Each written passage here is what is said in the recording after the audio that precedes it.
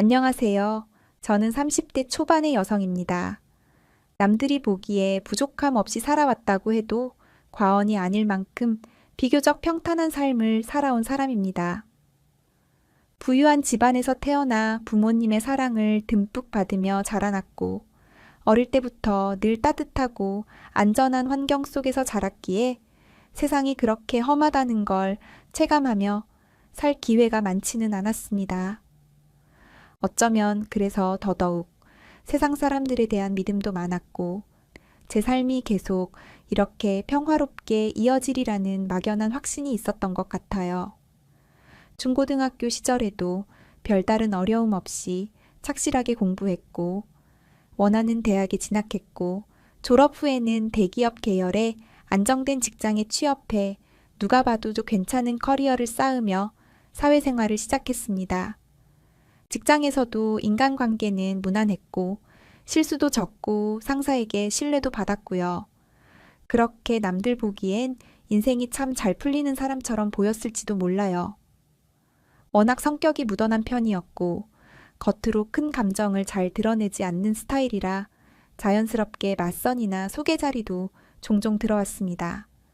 딱히 연애에 적극적인 편은 아니었지만, 주변 친척이나 부모님 지인분들이 이 사람은 정말 괜찮다며 한번 만나보라고 권할 때면 거절하지 않고 한 번쯤 만나보곤 했죠. 그중 한 자리가 바로 지금의 남편을 만난 자리였습니다. 기억나요. 조용한 카페에서 처음 마주 앉았을 때 그는 서글서글한 인상에 말도 잘하고 무엇보다 저를 참 편하게 대해줬어요. 당시에 전 남자를 많이 만나본 적도 없고 연애 경험도 거의 전무한 수준이었기 때문에 그런 다정한 태도가 낯설기도 했지만 은근히 설레기도 했죠. 무엇보다 그는 너무나 적극적이었습니다. 연락도 자주 하고 항상 먼저 만나자고 하고 작은 선물이나 문자 하나에도 정성이 묻어났거든요. 지금 돌이켜보면 그 모든 게 다 신호였던 건지도 모르겠어요. 그냥 제가 순진했던 걸까요? 하지만 그때는 정말 그 사람만 보면 기분이 좋았고 제 안에 어떤 낯선 감정이 꿈틀대는 걸 느꼈어요. 이 사람이라면 평생을 함께할 수 있을지도 모르겠다는 생각도 들었고요. 양가 집안에서도 서로 마음에 들어 했고 경제적으로나 인격적으로도 큰 결격 사유가 없다고 판단했기에 결혼 얘기는 자연스럽게 흘러갔습니다. 부모님은 든든히 지원해 주셨고 시댁 쪽도 크게 반대 없이 잘 진행되었어요. 예단이며 예물이며 식장까지 어느 하나 부족함 없이 채워졌고 전 그 모든 게 너무 감사하고 행복했습니다. 친구들이 부러워할 만큼 아름다운 드레스를 입고 축복 속에 결혼식을 올리던 그날 전 그 어떤 것도 부럽지 않았어요. 단 하나 마음속에 그 사람이 언제까지나 지금처럼만 나를 아껴주기를, 지금처럼 다정하고 성실하기를 바랄 뿐이었죠. 결혼 후에도 초반 몇 개월은 참 좋았어요. 서로 적응해가며 조심스럽게 일상을 함께 꾸려가고 서로의 다름을 발견하고 웃고 싸울 때도 있었지만 그마저도 금방 풀릴 수 있을 만큼 서로가 노력을 했어요. 저는 요리를 배우고 그 사람은 장을 봐오고 휴일이면 함께 근교로 드라이브도 다니며 부부라는 단어가 참 따뜻하다고 느꼈죠. 그런데 그 평온함이 조금씩 금이 가기 시작한 건 결혼한 지 1년이 지나면서부터였습니다. 뭔가가 이상했어요. 구체적으로 뭐라고 설명할 순 없지만 직감 같은 게 있었어요. 처음에는 그냥 제가 예민한가 보다, 결혼 생활이란 게 원래 이런가 보다 생각하며 넘겼죠. 하지만 어느 날 눈앞에서 드러난 한 가지 사실이 제 모든 믿음을 뒤흔들었어요. 그 사실이 밝혀졌을 때 전 도저히 믿을 수가 없었어요. 아니, 믿고 싶지 않았다는 말이 더 맞겠죠. 설마 그럴 리 없어. 아니야, 뭔가 오해일 거야. 스스로를 그렇게 타이르며 눈을 감고 싶었어요. 하지만 현실은 냉정했어요. 어떤 감정도 감출 수 없을 만큼 확실한 증거였고 변명의 여지도 없었어요. 마음 깊은 곳까지 얼어붙는 기분이었어요. 그 순간 저는 처음으로 인생에서 마주하고 싶지 않았던 현실과 정면으로 부딪혔고, 제가 그토록 믿고 의지했던 사람에게도 이면이 존재한다는 걸 알아버렸어요. 잠자리가 뜸해진 게 어느 날부터였습니다. 처음엔 피곤하다는 말로 슬쩍 넘어가던 남편이었어요. 직장일이 바빠졌다느니, 몸이 안 좋다느니, 어쩌면 그 말들을 믿고 싶었던 제 자신이 더 바보였는지도 모르겠어요. 그러다 보니 어느새가 그의 폰은 늘 손에 쥐어져 있었고, 잠깐 방에 가는 와중에도, 화장실에 가는 중에도 절대 폰을 놓지 않았어요. 처음엔 예민하게 굴기 싫어서 그냥 넘겼죠. 근데 이상하잖아요. 사랑하는 사람이라면 느껴지는 게 있잖아요. 말은 안 해도 눈빛이나 숨결에서 전해지는 낯선 냉기. 그렇게 저는 결국 그 상자를 열고 말았습니다. 절대 열지 말았어야 했던, 혹은 진작 열었어야 했던 판도라의 상자 말이에요. 남편 몰래 휴대폰에 감시 앱을 설치했습니다. 죄책감이 들기는커녕 마치 전쟁을 앞둔 사람처럼 숨을 고르며 떨리는 손으로 실행을 누르던 그 순간이 아직도 생생해요. 혹시 아무것도 없으면 어쩌나, 괜한 의심이면 어쩌나 하는 마음 반, 제발 걸려라는 마음 반이었습니다. 그런데 제 눈앞에 펼쳐진 건 상상 그 이상이었어요. 그는 결혼 전에 만났던 여자와 여전히 연락을 주고받고 있었고, 심지어 신혼여행을 따라온 사진까지 있었어요. 카메라 앵글 밖에 서 있는 사람, 배경에 어렴풋이 찍힌 그림자, 남편의 웃음 너머에 함께 있던 여자의 존재. 숨이 턱 막혔어요. 이게 현실인가 싶었고, 순간 머리가 새하얘졌어요. 그토록 꿈꿨던 결혼의 출발선이 사실은 누군가의 거짓과 배신으로 얼룩져 있었다니.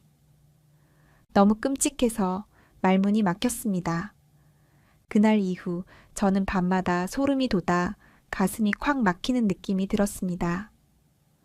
누워 있어도 잠이 오지 않고, 먹어도 체한 듯 답답하고, 말끝마다 올라오는 분노와 실망을 누르느라 이를 악물고 다녔습니다. 그런데도 저는 일단 차분하게, 철저하게 사실 확인부터 하기로 마음먹었어요. 감정에 휘둘리면 제가 무너지니까요. 최대한 주변에는 알리지 않고 조용히 움직이기로 했어요. 직장에선 아무 일도 없다는 듯 웃고, 집에선 그와 마주치며 미소도 지었지만, 속으론 이미 머릿속으로 이혼 소송 시나리오를 그리고 있었죠.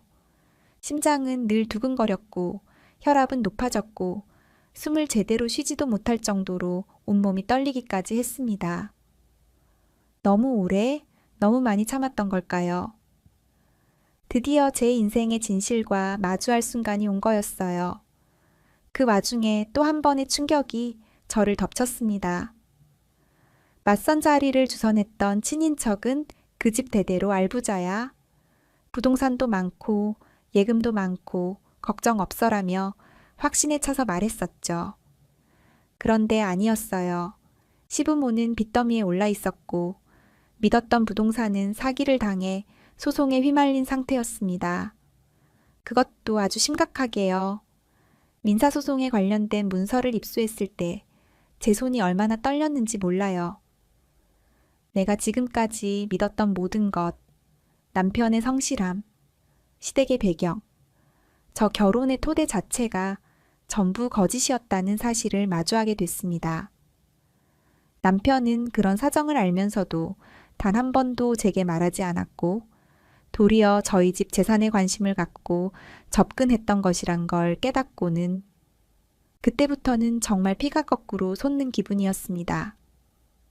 도대체 인간이 어떻게 이럴 수 있죠?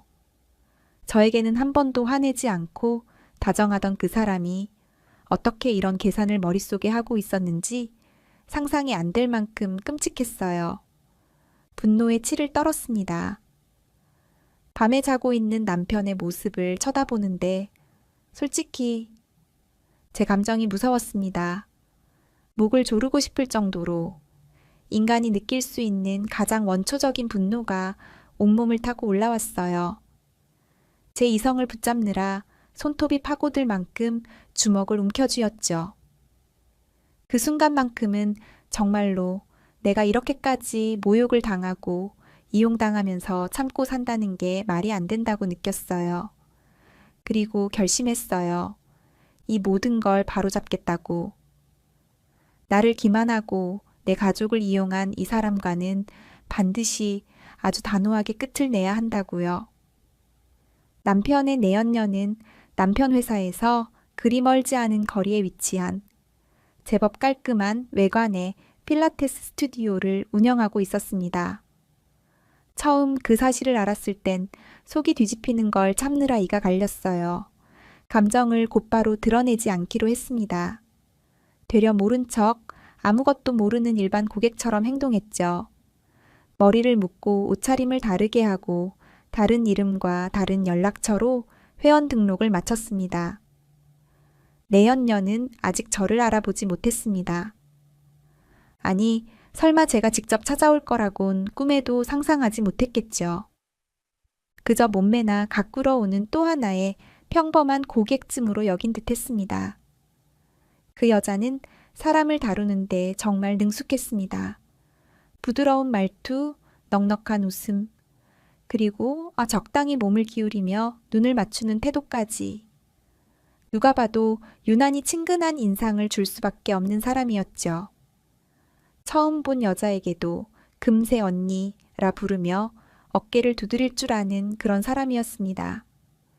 덕분에 스튜디오 회원들 대부분이 그녀에게 어느 정도 호감을 갖고 있었고, 그중 몇몇 남성 회원들은 명백히 다른 감정을 품고 있는 듯 보였습니다. 피트니스 업계에서 얼굴 팔리며 일하는 사람답게 외모도 몸매도 예사롭지 않았어요.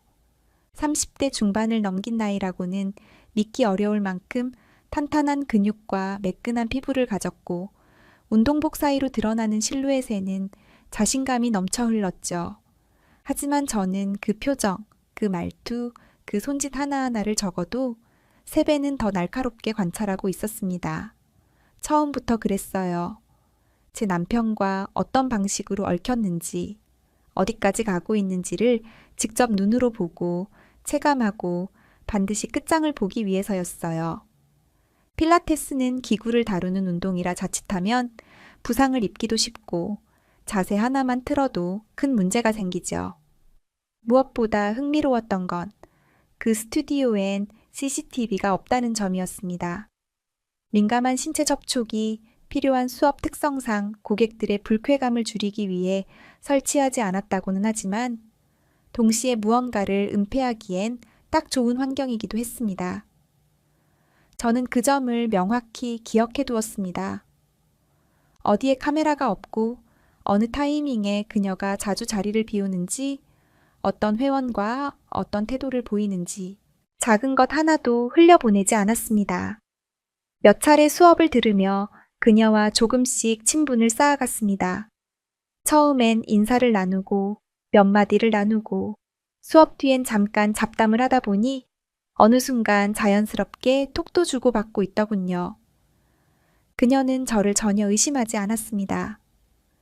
외로워 보이는 싱글 여성, 부유해 보이는 손님, 성격 좋은 사람.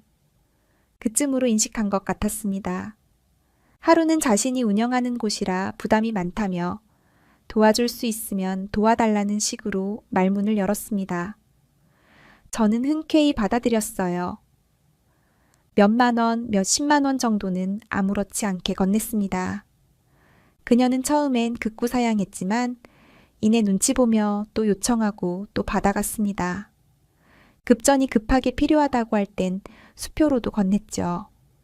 마치 큰 빚이라도 진 사람처럼 고맙다는 말을 되풀이하는 그녀를 보며 속으로 생각했어요. 유부남에게 마음 끌어 돈 뜯어내는 것도 쉽지 않았나 보다고. 표정은 웃고 있었지만 속으로는 서서히 그녀의 숨통을 조여가고 있다는 생각에 손끝이 서늘해졌습니다. 그녀는 알지 못했을 거예요. 눈앞에 서 있는 제가 남편의 아내라는 걸. 그 모든 사실을 알고서도 아무렇지 않은 척 그 옆에 붙어 있는 이 여자가 언제 이 판을 뒤엎어버릴지 모른다는 걸. 저도 사람인지라 흔들리는 순간들이 있었어요. 당장 그 자리에서 머리채를 잡고 당신 나 남편이랑 무슨 사이야? 라고 따져 묻고 싶은 충동도 많았어요. 하지만 그렇게 해서는 아무것도 얻을 수 없다는 걸 잘 알았죠. 제가 원하는 건 일시적인 감정의 분출이 아니라 완벽한 종결이었고 2번 다시 내 인생에서 이런 일이 반복되지 않도록 만드는 철저한 준비였습니다. 그래서 참았고 또 다짐했어요. 이 여자를 어떻게든 끝까지 끌고 가겠다. 뿌리까지 드러내 무너뜨리겠다고요. 3달이라는 시간은 길다면 길었고 짧다면 짧은 시간이었습니다. 하지만 저에게는 전쟁을 준비하는 시간처럼 느껴졌습니다. 매일매일 하루도 빠짐없이 계획을 다듬고 시나리오를 수정하며 혹시라도 빠진 구멍은 없는지 되새기고 또 되새겼습니다. 눈을 감고 수십 번, 수백 번을 상상했어요. 실패는 절대 용납할 수 없었기 때문에. 필라테스 기구가 사람이 사용하는 구조물인 만큼 약간의 조작만으로도 균형을 잃게 하거나 부상을 유도할 수 있는 점은 이미 전문가의 조언으로 숙지하고 있었습니다. 하지만 직접 손을 대는 건 리스크가 컸기에 돈을 들여 조심스럽고 은밀하게 움직일 수 있는 사람을 수소문했어요. 스튜디오 내부 구조를 그림으로 그려보고 사용 빈도가 높은 기구를 중심으로 타겟을 좁혀가면서요. 결정적인 날이 다가올 즈음 남편에겐 우리도 한번 제대로 여행 가보자며 은근슬쩍 제안을 했습니다. 사실 그와 따뜻한 시간을 보내고 싶다는 감정은 1도 없었습니다. 그저 그가 그녀의 전화를 받지 못하게 만들 필요가 있었고 그저 그녀의 곁에 없도록 일정과 시간을 꽉 채우는 게 목적이었죠. 숙소는 고급 풀빌라였고 분위기를 잡기엔 더할 나위 없었기에 그는 별 의심 없이 따라왔습니다. 이미 주스에 타둔 수면제는 테이블 위에 얌전히 놓여 있었고요. 전에는 단 한 번도 하지 않았던 과한 애정 표현에 그는 푹 젖었고 생각보다 쉽게 잠에 빠져들었습니다.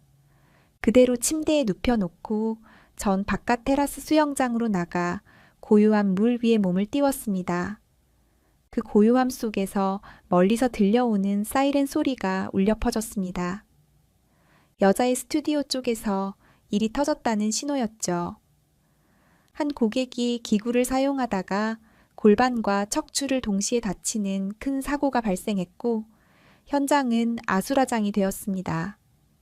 특히 VIP 회원 중 유명 셀럽으로 알려진 인플루언서가 그 피해자였기에 언론 보도는 순식간이었고 수사와 조사가 빠르게 진행됐습니다. 스튜디오의 원장이자 내연녀였던 그 여자는 당연히 법적 책임을 고스란히 지게 되었고 손해배상 청구는 그녀가 감당할 수 없는 수준까지 부풀어 올랐습니다. 그녀는 그때서야 저에게 다급히 연락해 왔습니다. 언니, 정말 급해서 그래요. 미안한데 이번만 도와주면 안 될까요? 라는 문자가 수십 통. 전화도 빗발쳤습니다. 이미 그녀는 제가 빌려준 5천만 원도 갚지 못한 상태였습니다. 그런데 이번엔 무려 1억 원을 더 빌려달라는 겁니다. 전 이번에도 친절하게 믿어주는 척 선선히 대답해줬어요. 그래요. 한번 생각해 볼게요. 어차피 친구잖아요. 라며 언제든 도와줄 수 있는 사람처럼 다정하게 굴었죠. 몇 날 며칠을 그렇게 끌다가 그녀가 마침내 돈을 받기로 한 날, 저는 조용히 그녀에게 말했습니다. 미안하지만 이젠 그만두려고요. 그 말 한마디에 그녀는 완전히 무너졌습니다. 바닥에 무릎을 꿇고 울면서 두 손을 빌며 제 다리를 붙잡고 늘어졌습니다. 제발요, 언니. 진짜 이번 한 번만. 저 진짜 이 자리까지 얼마나 힘들게 왔는데요. 제발 부탁이에요. 그녀가 울부짖던 그 순간 마치 연극의 클라이맥스처럼 문이 열렸고 남편이 숨을 헐떡이며 급히 걸쳐 입은 채로 방 안으로 들어왔습니다. 얼굴은 창백했고 눈은 휘둥그레졌고 입술은 벌어졌습니다. 그는 단 한마디도 하지 않았습니다. 그녀도 저도 그리고 그도 누구 하나 말하지 않아도 모든 상황이 무엇을 의미하는지 그 공간의 공기만으로도 충분히 느껴졌습니다. 이 세 사람의 악연이 어떻게 시작되어 어떤 결말을 향해 가고 있는지를 남편은 그 자리에서 말없이 뒤돌아섰고 그녀는 멍하니 그 뒷모습을 바라보았습니다. 저는 아무렇지 않은 얼굴로 조용히 자리에서 일어섰습니다. 끝내고 나오는 길, 하늘이 정말 맑았어요. 햇빛도 바람도 그 어느 날보다 청명했죠. 세상은 아무 일 없다는 듯 흐르고 있었지만 저는 확실히 알 수 있었습니다. 이제야 드디어 지옥의 문이 닫혔다는 걸요. 당신이 큰 거 한 장 융통해줘요. 원장님이 많이 힘드신 것 같은데 말이죠. 후후. 그 순간 시간이 얼어붙은 것 같았어요. 그 자리를 나서는 동안 저는 아무렇지 않은 얼굴로 연기했지만 속은 천갈래 만갈래로 찢기고 있었습니다. 심장은 미친 듯이 뛰었고 손끝이 저리도록 감각이 사라졌어요. 발끝부터 머리까지 피가 솟구치는 것 같았고 온몸은 얼음장처럼 차가웠습니다. 제 자신이 너무도 낯설게 느껴졌고 제가 무슨 연극의 주인공처럼 연기를 하고 있다는 기분에 미쳐버릴 것만 같았습니다. 하지만 끝까지 들키면 안 되었습니다. 들키는 순간 이 모든 계획이 수포로 돌아가니까요. 사지가 부들부들 떨려오는데도 저는 정장을 추슬렀고 핸드백을 고쳐매고 하이힐의 소리를 일정하게 맞추며 그 자리를 빠져나왔습니다. 그런 저를 뒤쫓아 나오던 남편은 뒤늦게 상황을 직감했는지 한참 후에야 입을 열었습니다. 나 잘못했어. 진짜 미안해. 제발 한 번만 봐줘. 라고 읍소하듯 말하더군요. 하지만 그 말이 전혀 와닿지 않았습니다. 입술을 깨물며 그를 노려보다가 저는 참았던 손을 휘둘러 그의 뺨을 힘껏 내리쳤습니다. 그 소리는 저도 놀랄 만큼 컸습니다. 그리고 품 안에 있던 봉투를 꺼내어 준비해둔 사진들을 마치 눈보라처럼 그의 얼굴 위로 우수수 뿌려버렸습니다. 증거 사진이 낯장낯장 흩날려 바닥에 떨어지며 흉흉한 침묵이 흘렀습니다. 그는 충격에 말을 잃은 듯 말똥말똥 눈을 굴렸습니다. 제가 지금껏 아무 내색 없이 살아온 아내라는 사실에 이 모든 걸 모른 채 천진난만하게 속일 수 있다고 믿은 자신에게 놀란 거겠죠. 용서해줘. 진심이야. 한 번만 기회를 줘. 잠깐, 정말 잠깐 혼이 나갔었나 봐. 그가 그런 말을 할 줄은 알았습니다. 하지만 그의 입에서 나오는 그 한마디 한마디는 이제 와선 너무도 초라했고 얄팍한 변명으로밖에 들리지 않았습니다. 전 눈 하나 깜빡하지 않고 말했어요. 그러기엔 이미 너무 늦었지. 안 그래? 그는 주춤했지만 다시금 애원하듯 말했습니다. 실수였어. 살다 보면 사람이 한 번쯤은 그런 잘못도 할 수 있는 거잖아. 제발 나 좀 봐줘. 전 가만히 그를 바라보다 조용히 입을 열었습니다. 좋아. 평창동 빌라하고 지금 이 집 내 명의로 돌려. 그럼 생각은 해볼게. 동의하지? 그는 그제야 저의 진심을 읽었는지 잠시 말을 멈추더니 얼굴을 굳혔습니다. 그건 좀... 저는 주저없이 한마디 덧붙였죠. 그래? 그럼 성북동에 가서 우리 부모님께 다 털어놓을까? 어떤 남자인지, 어디까지 망가졌는지 다 보여드릴까? 그 말에 그는 마침내 고개를 끄덕이며 짧게 대답했습니다. 알았어. 그렇게 해. 다 내 잘못이야.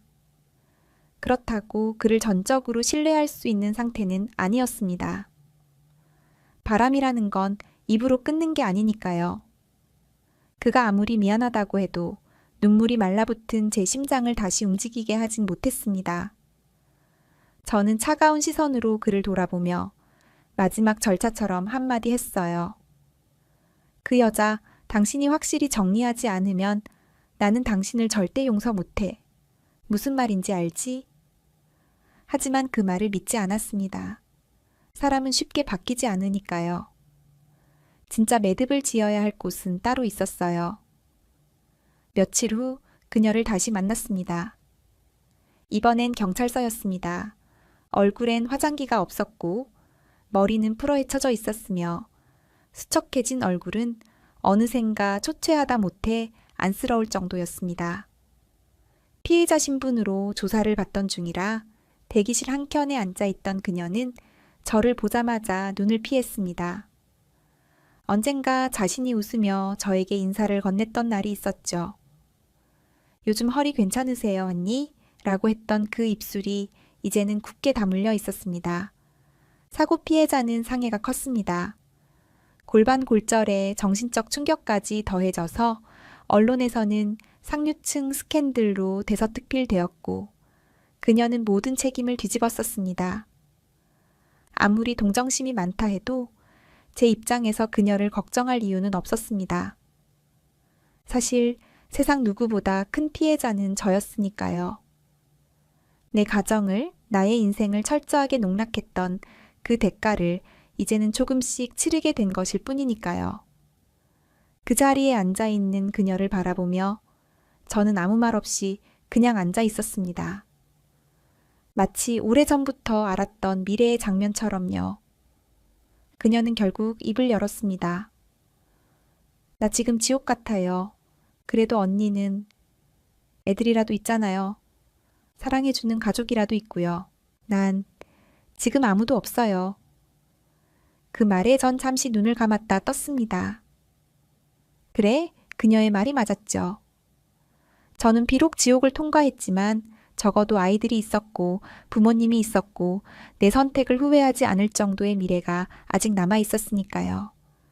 그녀에게 마지막 말을 남기고 나왔습니다. 누구보다 너를 잘 알아. 왜 그런 선택을 했는지도. 근데 기억해. 모든 선택엔 대가가 있다는 걸.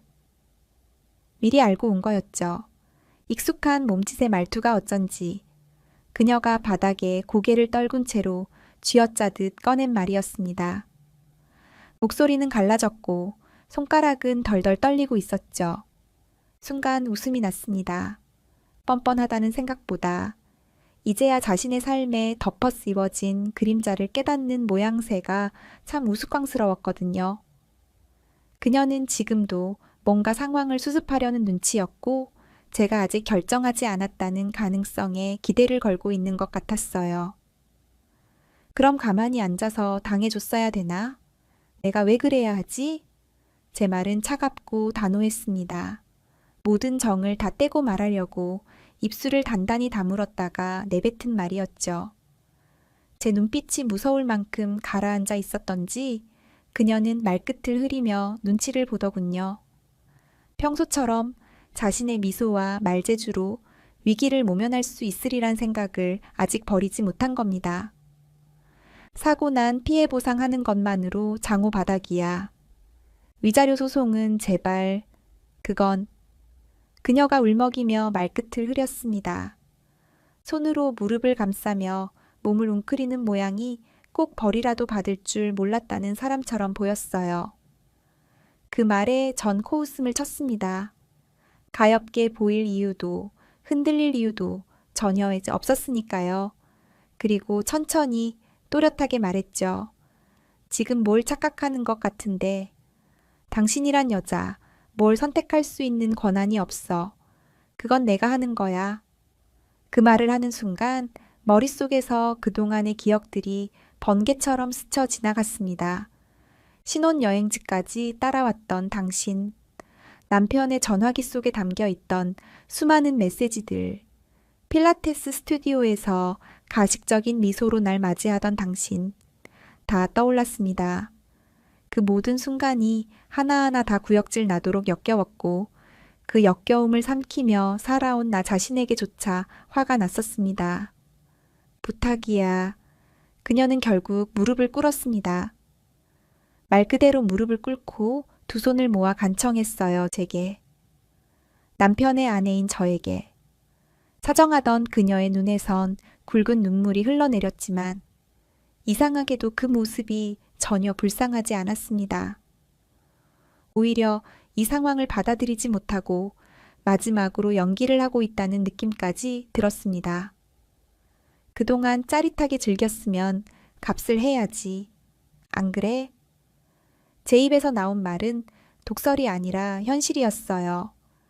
고통을 주겠다는 복수심이 아닌 그냥 똑바로 눈을 뜨고 자신이 해온 짓에 대한 책임을 지라는 말이었죠. 제 목소리는 떨림 없이 담담했지만 그 안에는 모든 분노와 실망, 배신이 한 덩어리로 뭉쳐져 있었을 겁니다. 그 말이 끝나자 상간녀인 원장은 그대로 바닥에 엎드려 통곡을 했습니다. 가슴을 치며 입을 틀어막고 울었습니다. 하지만 그 울음은 내게 어떤 감정도 일으키지 못했습니다. 흔들림이 생길 거란 착각은 하지 말았어야죠.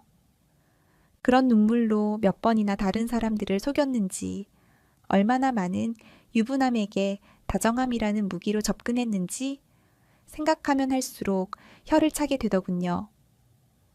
그렇게 바닥에서 흐느끼는 모습을 보며 전 천천히 자리에서 일어섰습니다. 그녀는 제가 나가면 더 이상 기대할 것도 없다는 듯 끝까지 붙잡으려 했지만 저는 가볍게 손을 뿌리쳤습니다. 차가운 눈빛으로 말했죠. 이제 시작이야. 피눈물 난다 했지? 그러니까 지금부터 봐. 널 얼마나 밑바닥까지 끌고 가는지. 그녀의 눈동자가 순식간에 공포로 뒤덮였습니다. 이제 자신이 어떤 상대를 건드렸는지 깨달은 거겠죠. 나는 단지 남편을 뺏긴 불쌍한 여자가 아니었어요. 그저 당하고만 사는 순진한 아내도 아니었고요. 저는 모든 것을 알고 준비하고 증명하고 이제 행동하는 사람이 되었던 겁니다. 그 순간부터 그녀는 끝없는 무너짐의 시작이었고 나는 그 장면을 끝까지 지켜볼 예정이었습니다. 그녀가 내 앞에서 무릎 꿇고 울부짖던 그 순간 머릿속이 조용해졌어요. 복잡하게 얽혔던 감정들이 쓱 정리되는 느낌이랄까요. 그래, 이제부터는 계산할 시간이구나 싶었죠. 그동안 무너진 건 내 자존심 하나만이 아니었으니까요. 내 시간, 내 사랑, 내 신뢰, 내 청춘까지 다 바닥났는데 누가 봐도 이건 값을 받아내야 할 일이었어요. 원장은 나를 보고는 손이 덜덜 떨리는지 가방을 제대로 못 닫고 있었고 남편은 방금 전까지 뺨 맞은 자리 얼얼한지 계속 뺨만 매만지고 있더군요. 그 꼴을 보는데 이상하게 안심이 됐어요. 두 사람 다 이제 내 손바닥 위에 있다는 확신이 들었거든요. 나는 그날 밤부터 본격적으로 움직이기 시작했어요. 우선 변호사에게 그동안 모아놨던 모든 자료 넘겼어요. 메시지 내역, 계좌 거래 내역, 사진, 호텔 예약 영수증, 심지어 둘이 나눈 쪽지도 스캔해서 전부요. 변호사는 말했죠. 이 정도면 상대방 숨도 못 쉴 겁니다. 그래요? 그게 내가 원한 거였어요. 숨도 못 쉬게 만드는 거. 남편 명의로 된 모든 보험, 투자, 펀드 내역까지 파악해서 내 앞으로 넘겨받을 준비도 했어요. 이미 절반 이상 내 돈으로 굴러가던 집이었고 증여세까지 내면서 친정에서 보태준 재산도 있는데 뭐가 아깝겠어요? 나 이용해 먹은 값 이제 다 뱉어내야죠. 그리고 원장에게는 따로 경고장을 보냈어요.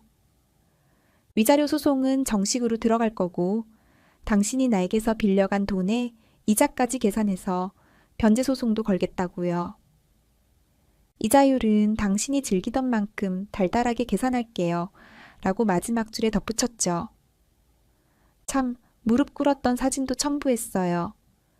그 자리에서 나에게 돈 빌려달라고 울던 모습. 그게 어디서 퍼질지는 아무도 모르죠.